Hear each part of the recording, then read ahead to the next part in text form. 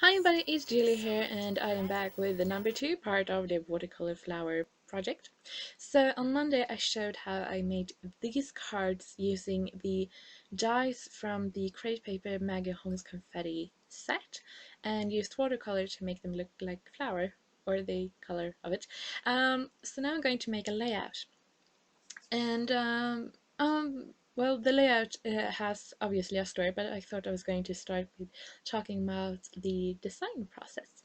So what I'm thinking about doing is using a white background, and then on the most part, like a third, no, 2/3 of the page, having a lot of papers in different patterns, and that is sort of what I'm pulling up now. So on my desk I have this sort of pile with well, pile, it's some papers and embellishments, but and they lay there and I look through them and change them sometimes, and usually I have new stuff or stuff I want to use. So right now I have a lot of the crepe paper Hello Love, as you can see, but also the Wildflower collection by We Are Memory Keepers, and some old papers from crepe paper because I love crepe paper.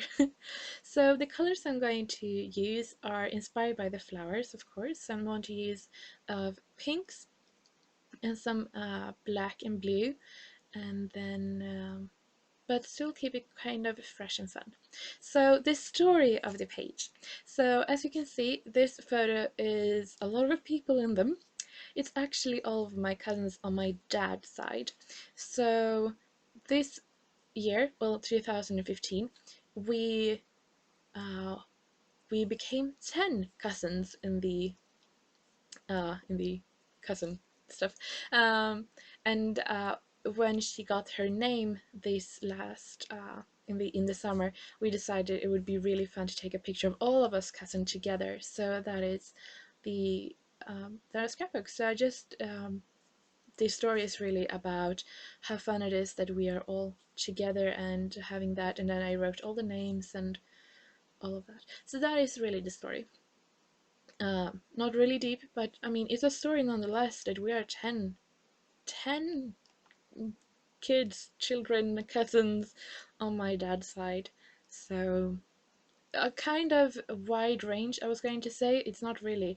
I am the oldest, and then my sister, and then it's about, I think it is 5 years between me and the oldest cousin, quote unquote, and then it just goes down, goes down from there. So I decided to cut some more. I really wanted to get that hot pink to match the flowers, and also, I don't know if you can see, but one of my cousins, he has a bright pink shirt on, which was really good when I think about it. The others are having sort of blue and white clothes, me included, so that works great too. So I really wanted to spin off on those colors, work really great with the flowers, but also the papers. So yeah. Anyway, so I just put them down, and then I sort of tried to figure out how I was going to map my photo. Now, I sent this photo away to be printed, so it's a good quality, and I printed with a white border, but I still sort of wanted to know, like, I wanted to map my photo anyway, because there's a lot of patterns there, even though if they fit together pretty nicely. Um, I really wanted to have something to really like, this is the photo and that is the patterns. Um, Now I haven't put these papers down very strongly, as you can see, but that's because I'm going to bring up my sewing machine right here. And I'm just going to do some sewing to keep them down, but also because I really like the texture that it gives um, to sew. And I have my sewing machine. This is a really cheap sewing machine, but it works, and I have it just under my desk, so it's really easy to just bring it out, do some sewing, and I think just a little bit of sewing, just a little bit, it makes such a difference. So if you have a sewing machine and you're like, no bother bringing it out, do, because it is a really big difference. And if you don't have a sewing machine, I'm sorry what I just said. No, but I really like the sewing machine and the effects that it gives. So now I'm just going to clean up the edges and then take out about 1/4 inch because I do want to matte this layout. And I'm going to matte it on a pattern paper that is black, a bit distressed, and has white polka dots. I don't know if you, I think the camera cuts that off, but you will see in the final photos. And that is one of those papers I got a lot of because I knew it was going to be great for layering. And I like that it's black, so it really brings out the black in the photo and the pattern papers, but also has the white polka dots that brings out the polka dots. And yeah.